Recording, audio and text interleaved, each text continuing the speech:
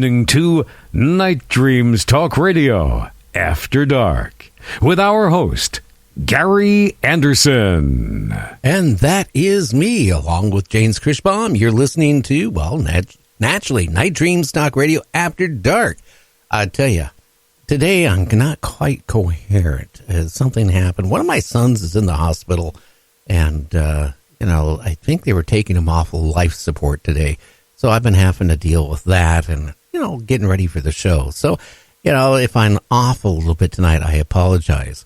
James, this asteroid thing has really got me intrigued because, again, tonight we got a guest who wrote a book about asteroids, and a whole story behind it. So it's a little bit factual and a little bit not factual, but it's going to be a good guest, a talk about asteroids, especially with all these, asteroids that's coming by the Earth.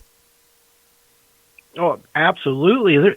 There's so many that we don't even know, and some of them we don't know until they're right on top of us, and that's really scary. But there's so much going on. Tomorrow alone, there's going to be two near misses, or close by, as they call them. Now, it's the one we don't see and the one we don't hear. It's the one, we have to be worried about. Yeah, exactly. And I do know from what I've read, the ones that come in from the approach from the direction of the sun, those are the ones that sneak up on us, supposedly. Well, like the one that hit the Mediterranean that was supposed to miss. Well, you know what we need to do? We need to actually have somebody go in there and, take some of the perks away from the congressmen and the senators, okay, and pay the president like maybe $100,000 a year instead of what he gets, and use that money to do research on, asteroids, set up more towers, electronic telescopes to monitor these things, because a lot of them, they don't even notice to actually they have flown by. That's the scary part. It is. It is scary. Matter of fact, the two of them coming by tomorrow, I think it's one of them's almost 9 estimated diameter is 9 meters. Another one's 23 meters. But there's one going to come by, Gary, on, the 15th. The 15th, and it is 440 meters. Now, that one's big enough to really wreck your day. Believe it. That's the one this weekend. The 15th, that's the big one. That's 440 meters. That's huge. Yeah, they say it's between 1,470 some feet to 3,000 some feet in diameter and length. That is huge. Oh, yeah, that is huge. And I'm trying to see, I'm looking at it now, but it doesn't say how fast it's going. But those things go anywhere from 10,000 mile an hour up to 200,000 miles an hour. I mean, it just depends. And the kinetic energy connected to something like that, even if they get close enough they don't miss, so they could take part of the atmosphere off or just cause a lot of problems just by getting close sometimes. But this is when, realistically, it's far enough away it isn't going to cause any problems. But when they talk about a near miss is when it comes in within that zone, because actually they can't predict, because things can happen. So, I mean, they can predict, yes, it's going to miss by, so many millions of miles. But then again, look at that one happened that hit the Mediterranean. They said that one was going to easily miss the Earth, and it didn't. It plowed right into the Mediterranean. Yeah, absolutely. And look at the one that came in 2013 that hit in Russia. I think that killed a few people and caused a lot of damage. Oh, yeah. There's been cases, even like with little meteorites. Somebody's watching TV and all of a sudden right through their ceiling, one of them just comes down and right there in front of them, goes right through their ceiling, the roof, ceiling, and the whole thing. And it's scary. There was a lady a couple years ago that actually got killed by a little meteorite. It actually hit her. And I would imagine it wouldn't stop when it hit her head. No, that's the thing. They're going so fast that, the energy that's connected with it, no matter how big they are, they're going to, it's like being hit with a bullet if they're too small. There was one not too long ago that crashed outside of the lady's house, and it hit her car. It went right through the car. right through the motor and everything. And it was about, I think by the time it went through there, it was a little bit bigger than a softball. But there was another one, like you said, it went right through the roof, down through the basement, down into the cement floor. It caused a lot of damage. Yeah. I guess we're just lucky because, I mean, there is always meteorites coming down and hitting the Earth. It's just we've been lucky it hasn't happened in populated areas and taken out. Could you imagine be driving your car and have one come through your roof of your car? Oh, that would be a nightmare. But, it's not a matter of if. It's just a matter of when one's big enough that's going to, cause, like the movies that's been on, that, you see these tsunamis coming at, the ocean's leaving, and stuff like that. It's all over. Oh, yeah. Well, this one here is going to miss Earth. We're really actually pretty close. It's going to miss the Earth by about 5.77 million miles. Oh, okay. I know they use this. Some of them use a scale. They call it lunar distance, the space between like the moon between us. But it doesn't matter to me. That's too close. That's what I say. I think it's way too close. But again, things can happen. I mean, let's face it. It could get deflected. It could come, change it and put it right into our course of our planet. But eventually it's going to happen. It's just a matter of time. So, but at this point right now, there's nothing to be worried about. After the August 25th one, when it comes back around about another 3-4 months later, is when each time it comes by, it's going to come by closer and closer. Well, that's the thing. There's so many variables out there. It can bump into another one, throw it off a little bit, one way or the other. The gravitational pull of the sun, the moon, of us, all of these different things.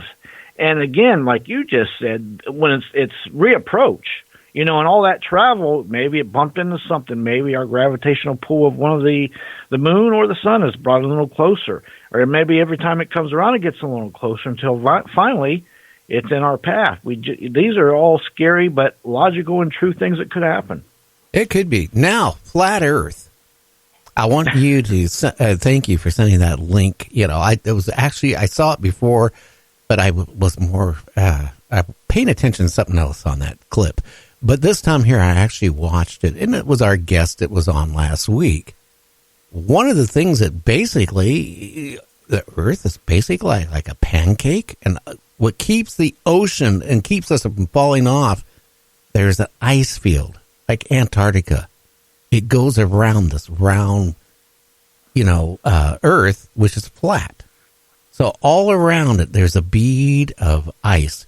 The South Pole doesn't exist. That's all a lie. We've been lied to. It doesn't happen.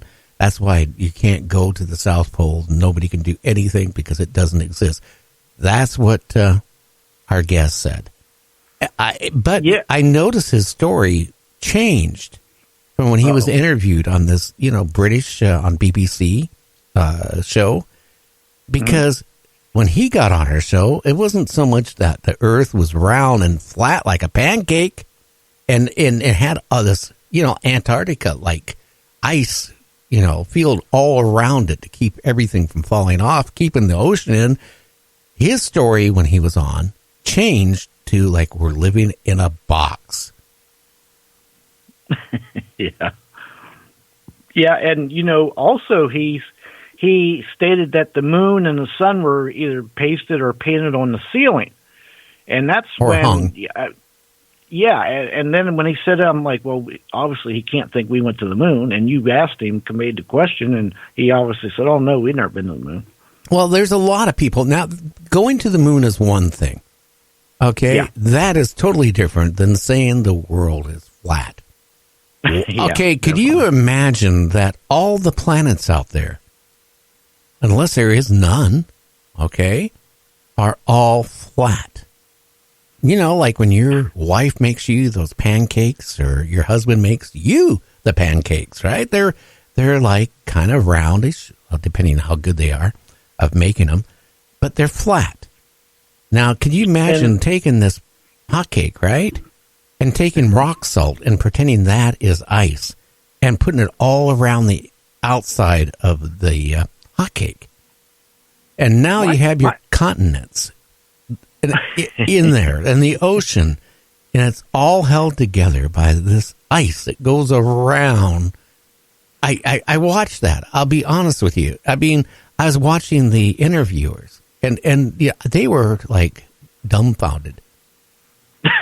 I'm sorry. The guy can get mad at me. He can certainly email me.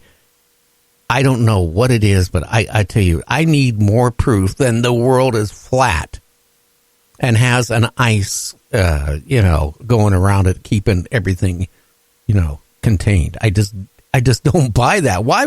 You know what? It's an excuse. Well, we don't have proof that Earth is actually really round, do we? So we might say it's like flat as a pancake. Duh. Well, if you want to, I come to the conclusion they're both wrong. The Earth is not round. It is not flat like a pancake. It's a triangle.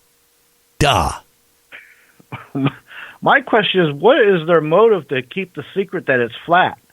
And not only that, but didn't he mention something about computers back in the 50s that was simulating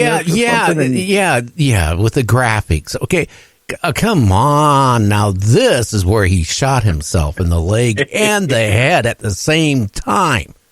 The computers. Okay, the computers in the 50s.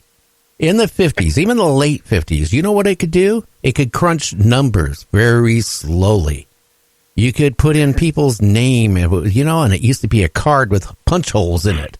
And the operator would punch in these, punches, which were numbers that the computer would crunch. That's how a computer worked in the late 50s and part of the 60s.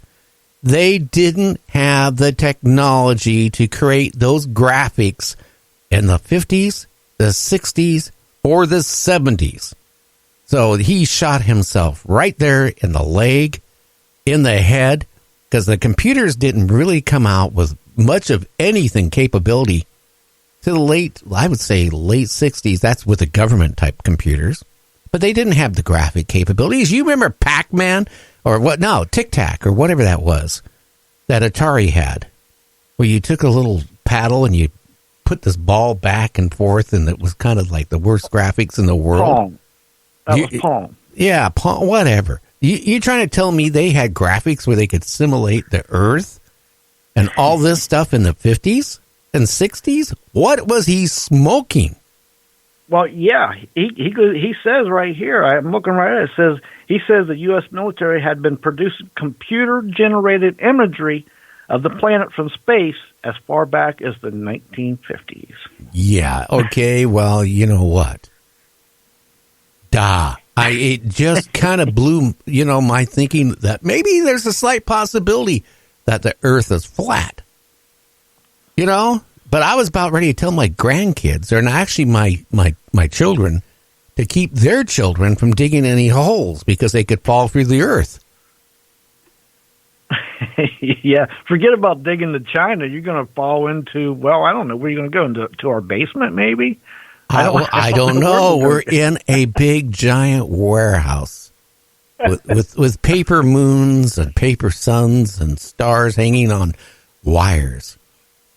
Yeah. Wow. Okay. Why would you know what? I don't know. It just let's cut it here, right here. Okay. We got to look at things logical. Now, this show is entertainment. And if somebody wants to say the world is flat, they better, next time they come on my show, tell me something that's a little bit more logical than what I heard the last time. And then when I did, listen to that and watch that video that you sent me, and then I went and went on YouTube and watched a whole bunch of his other videos, I could have had a nice soda and popcorn and sat back and had a good, like Laurel and Hardy type of movies. Because if anybody, I'm telling you, unless you never went to school, okay, which maybe there's some people that didn't go to school, the world is not flat. I don't care what you say. If you're on the Concorde, like that interviewer said, at 70 or 60,000 or 70,000 feet, He said he saw the curvature of the... Oh, no, you didn't see the curvature of the Earth. It's your mind telling you saw it. Well, the